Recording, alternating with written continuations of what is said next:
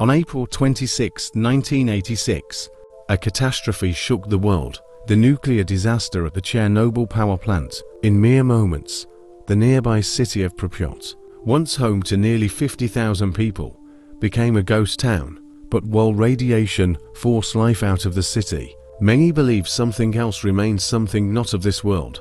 Founded in 1970, Pripyat was a model Soviet city, a symbol of progress and modernity. Wide streets, apartment blocks, and even an amusement park made it the perfect home for the workers and scientists of the Chernobyl power plant. But that fateful night changed everything. Following the explosion in Reactor 4, residents were evacuated 36 hours later, far too late to escape the deadly radiation. In their haste, people left behind nearly everything: toys, clothes, family photos. It was as if time had frozen in the city. Years later, as radiation levels began to drop, researchers and explorers ventured back into the city. That's when the eerie stories began.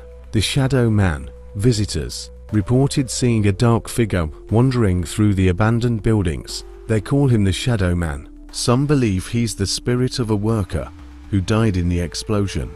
Others think he's something much darker, a product of the radiation. Whispers in the night. Scientists conducting measurements near the city spoke of hearing whispers and voices, even though no one else was around. One woman claimed to hear a child laughing, only for the sound to stop abruptly as she approached. The amusement park lights. The amusement park, which never officially opened, is particularly unsettling. Several witnesses describe strange lights flickering around the Ferris wheel at night, as if the park is momentarily coming back to life.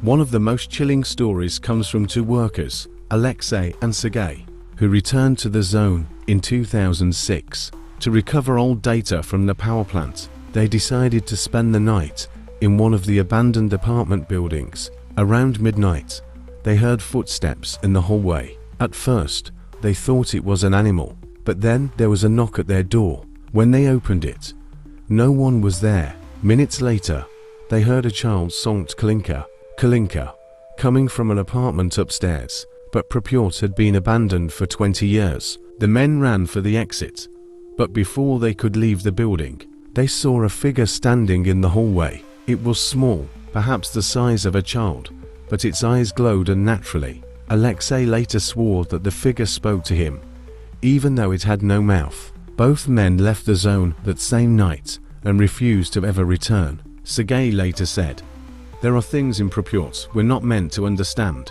The city no longer belongs to us." Scientists often dismiss paranormal reports as side effects of high radiation levels, which can cause neurological symptoms, but many who have visited Pripyat are convinced that the city is haunted by the souls of those who died not just in the explosion, but also from the negligence and secrecy of the Soviet government.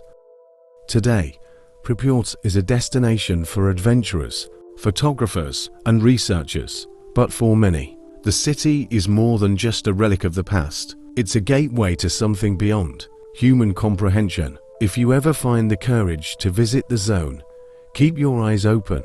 You might see the Shadow Man, hear the voices of the past, or feel someone watching over your shoulder as you wander through the ruins. But remember, some things are better left undiscovered.